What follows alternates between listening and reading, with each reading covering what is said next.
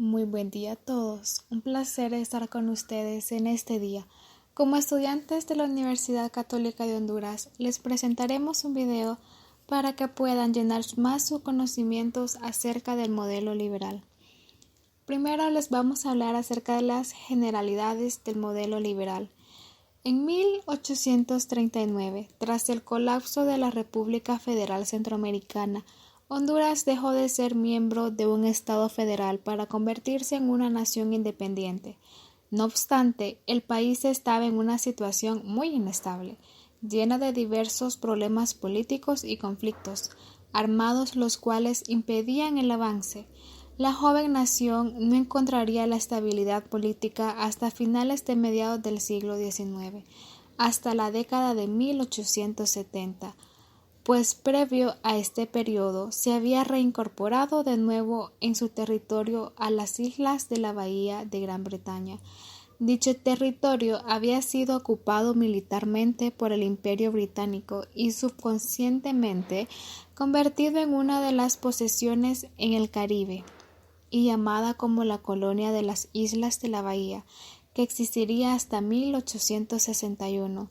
Esto se dio gracias al Tratado de Guayquil Cruz y la autorización de la reina Victoria que le devolvería a Honduras sus islas, bajo la promesa de respetar la propiedad de los residentes de origen inglés. Para 1868 había acabado la Guerra de Olancho, tras una victoria del ejército hondureño sobre los rebeldes olanchanos, logrando evitar que el departamento de Olancho se independizara de Honduras, convirtiéndose en una nueva república centroamericana. Tras lo sucedido en la década pasada y en el contexto político y económico mundial encabezado por la revolución industrial, el imperialismo y la apertura de varios países al mundo como Japón hizo a los dirigentes políticos de Honduras replantarse la idea que había que modernizar el país, ya que para 1875 aún se encontraba bastante atrasado, en materno muy conservador que mantenía muy atrasado al país, donde aún no había los suficientes avances sociales y económicos en comparativa a otras naciones, además de que aún cargaba con políticas que favorecen mucho a la Iglesia. Por ende, aún existía aspectos el diezmo. Por ende, se buscó la apertura del país buscando nuevos lazos diplomáticos y comerciales con naciones latinoamericanas y europeas. Fue durante el proceso de la Reforma Liberal 1876 a 1900, iniciada por Marco Aurelio Soto y su primo Ramón Sosa, que se reforzaron los cimientos de la construcción del Estado-Nación en Honduras.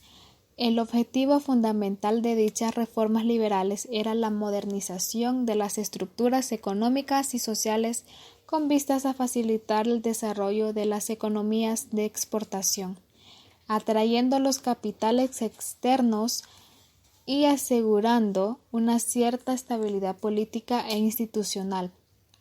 Pero también los reformistas calculaban que con las transformaciones introducidas se podrían por fin consolidar el Estado-Nación hondureño. Este modesto artículo intentará exponer cuáles fueron algunos de los alcances de dicha reforma en la construcción de ciertos imaginarios de nación, y en especial intentará describir cómo los reformadores se dieron a la tarea construir un nacionalismo basado en la creación del panteón de los héroes nacionales, exaltando preferiblemente a Francisco Morazán como el principal prócer reinante de ese. Pero, ¿se han preguntado qué característica tuvo la reforma liberal en Honduras? El objetivo fundamental de dichas reformas liberales era la modernización de las estructuras económicas y sociales con vistas a facilitar el desarrollo de las economías de exportación, atrayendo los capitales extranjeros y asegurando una cierta estabilidad política e institucional.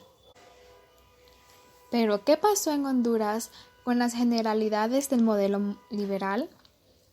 Lo que sucedió fue un aumento económico en el país que permitió una relativa estabilidad social y política de 1876 a 1807, legalización del matrimonio civil, una despenalización de la homosexualidad y la creación del Estado laico.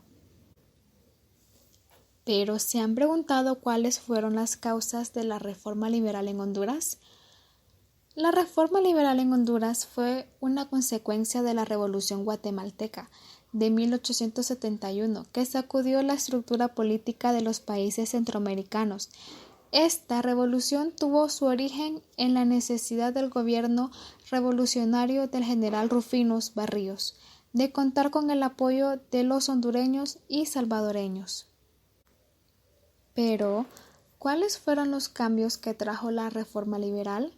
Luego del triunfo de la Revolución Liberal de 1871, comenzaron a implantarse drásticas reformas al sistema político, económico y social de Guatemala, convirtiéndose en una pugna de poder entre el Estado y la Iglesia Católica.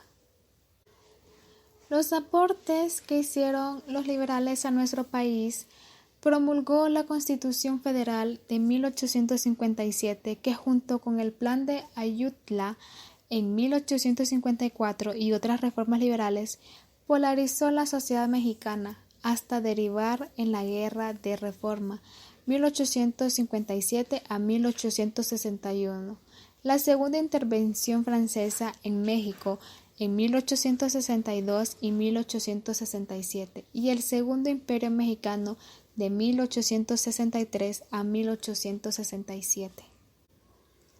Pero ¿cuándo pasó la reforma liberal?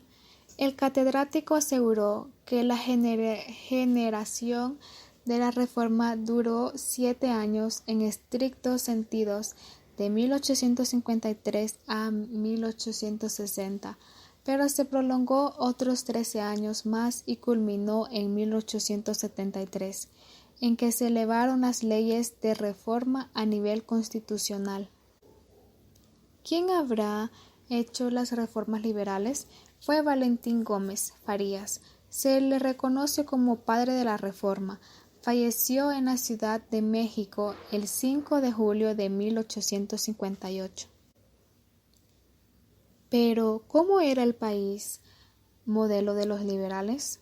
Los liberales buscaban eliminar la monarquía absoluta, los títulos nobiliarios, la confesionalidad del Estado y el derecho divino de los reyes y fundar un nuevo sistema político basado en la democracia representativa y el Estado de Derecho. Muy bien, hasta aquí les dejo el video para que puedan deleitar un día más sobre el conocimiento. Esperamos les haya sido de su agrado.